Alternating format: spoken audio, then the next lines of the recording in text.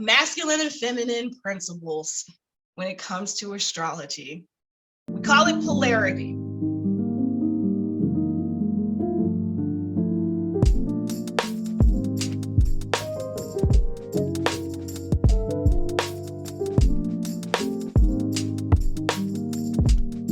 This topic right here is super trendy. So I'm glad to have this conversation. It is very difficult to have the conversation about what is masculine and feminine in a true, like, objective way, being a part of the Western cultures. So I had to look to more Eastern philosophies, and I started diving into Taoism, because the yin and yang, which I have right here, the yin and yang or yin and yang symbol really does a great job breaking down many things into what is yin and what is yang. And I think if we start from there, and I've even said this in one of my classes that I was doing for astrology on Clubhouse, if we started using yin and yang instead of masculine and feminine, I think we could start healing a lot of the misconceptions of what masculine and feminine energy is. So we've seen the masculine being extreme in our cultures. We've seen it because we've seen things like burnout and exhaustion. The rise in the diagnosis of anxiety has risen through the roof, and it will continue to do so the more we lean into yang principles. There's nothing wrong with yin and there's nothing wrong with yang, nothing wrong with them at all. The viruses or problems, issues, challenges come from the fact that those things are out of balance. When the feminine is out of balance, it's a problem. When the yang is out of balance, it's a problem. And that's what we're having here in the Western culture. Sleep disorders left and right. People are having a real hard time sleeping, more than they ever have before, because of yang principles being out of balance. We got to do better in that. So this is what we're going to talk about. The looking down of the yin is a big problem. I see you, Miranda. Big problem. Huge. And it will be the collapse of Western cultures because we are not seeing how beautiful yin is. In Taoism, which is also called the Way, it's a Chinese philosophy, which y'all know I love philosophy. It's a Chinese philosophy that really talks about going in flow with nature.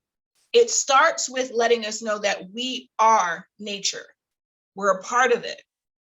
It gave us life, and we are actually nature. All right. So going in the flow of nature, going down the stream, or doing what nature does is going to be the best way to live our lives. If you haven't read the Tao of Pooh, Winnie the Pooh, that book, life-changing, okay? Highly recommend it. It's the Tao of Pooh.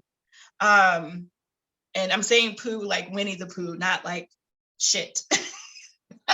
Just to be clear. It's a really great book, okay? Really great book. It talks about going with the flow of nature. Now, nature changes. Nature is always in flux. So they say the spiritual man, the wise man is spiritually flexible, because if you're in the flow with nature, and nature often changes, is often in flux, then you being flexible will keep you going. Another example that they use is like Michael Phelps or the movie Soul. I don't know if you've seen the Pixar movie Soul, but it often talks about being in the zone. And I know we've all experienced it, where we've entered this like timeless space where we're just completely locked in to what's going on in front of us. And time just is either zooming by or it stands still. You just have no concept or feel of time.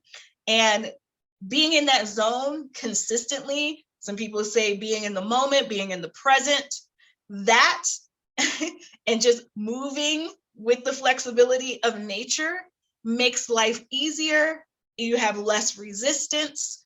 And in order to do that, in order to be flexible, you have to constantly change from yin and yang and yang and yin. So day is always trying to turn into night, and night is always trying to turn into day. So if you think like, you know what, I'm just going to be yin, all I want to do is be yin, then you're going to have resistance when day comes, because nature itself moves. Again, we're astrologers. We're trying to interpret human experience. We're trying to understand what reality is. And in order to describe what reality is, we got to question certain things at its core.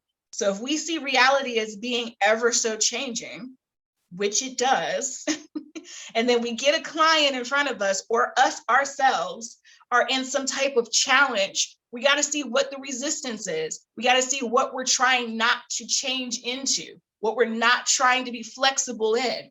For me, I hate saying, let's just go with the flow or play it by ear. I will choke somebody out. If one of my friends calls me up and says, okay, we want to go do this, what time is what Seven's going to ask? And my friend says, let's play it by ear, I'm going to hang up and come find that friend and murder her silently, because I don't play it by ear. But that is a problem that I need to work on, because I need to be more spiritually flexible. I'm trying to stay in my yang or yang thing and like be immovable. And nature will kick my ass every single time if I do it that way. So understanding yin and yang, understanding when I should be yin, when I should be yang is really important, especially when we're talking about astrology, okay? So let's talk about what yin is and what yang is. Let's talk about some examples. I have some here. Let's talk about yang first, since we're so intimately integrated with yang. I did a whole bunch of words here, so I'm going to read them off. We have masculine is yang, day, it's a yang principle, extroverted is a yang principle, bright. Going back to the extroverted, being a teacher and being in the classroom and having the concept of raising your hand in order to give the answer leaves introverted people or human beings outside of the learning process, because introverted folks don't want to raise their hand and give you the answer. And the thing that is really good about that participation is you get to see where your students are. So it's like, all right, who has this answer? And they raise their hand and they say the wrong answer. It's still good, because you're like, I know where you are. I know how to move you where you need to be. We're good. But introverted students get kind of taken out of that particular participation in our educational system, because yang is more favorable than yin in our Western culture. So being extroverted, networking is another thing. It's like, if you want to be a business and you want to be solid, networking is everything.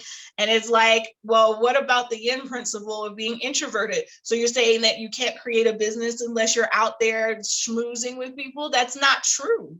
That's out of balance. So my success is dependent on me being more yang. And again, not so great for our culture. And we're seeing the decline of our culture. I'm saying our loosely, culture, because of that. Okay, we also have bright, illuminating. So this is wanting to be in the know. And I was talking about this on IG, the Western culture obsession of wanting to know everything and the uncomfortability that they have of saying, I don't know, is very apparent in our culture, and we can see it across the board, even in our politics. It's like, you can literally be like, you know what, I don't know, but I could get back to you on that. It's something that I need to research further because I don't know. But instead they'll be like, oh, and then they'll give you some BS excuse, and you're just like, you could have just said, I don't know. But they're a yang. It's a yang Western culture. So they're gonna wanna know, okay? They're gonna wanna know. Pushing is an actual yang principle. Exhaling, giving, penetration, also yang principles. Movement, activity, being direct, aggressive, effort, all yang principles. mind-blowing. Being purposeful, intentional, expansion, growth. Those are yang principles. That's why I don't want to get rid of masculine energy. I just want it to calm down. I will never be a womanist or a feminist that's just like, boo to men. Will never be that, okay? Never, because we need masculine energy. However, the push and like everything has to be intentional. What I was saying on IG Live is like, have you ever had a flower come up to you and be like, what's my purpose? I just want to live in my purpose. Can you tell me? It's like, it doesn't do that because it's just being. And the being part is the yin part. You don't need to know, you just need to be. Sometimes. Timing is everything. Okay, we have goal-oriented, drive or being driven. Anything that's hard is yang. Summer is yang. Engagement, confrontation is also yang. Interaction is yang. Being awake, that's yang. Sewing something, that's also yang. Exhale, already said that. Form, anything that has form is yang. So let's get into some yin.